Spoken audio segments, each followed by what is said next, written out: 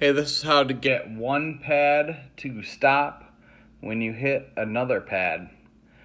It's called using mute groups. Let's see the menu button. Let's see, we'll first hit this pad up here, which is, let's see, we'll go into the menu, which is right here.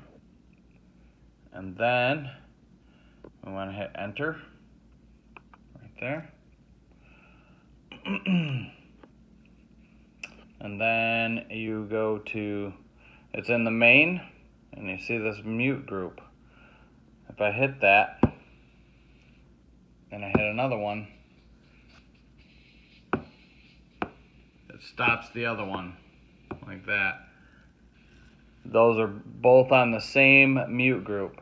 What you do to change the mute group, go over to your arrows and go down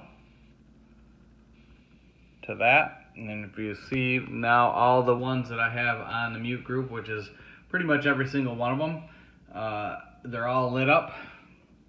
If you don't want one to be on the mute group, you use the plus or minus buttons, shut it off,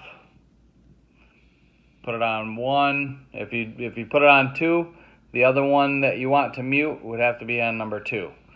And that's pretty much it. You just go to the next pad and then put that. I'm going to tap this and you'll see the other one just went there. So we put that on 2 as well.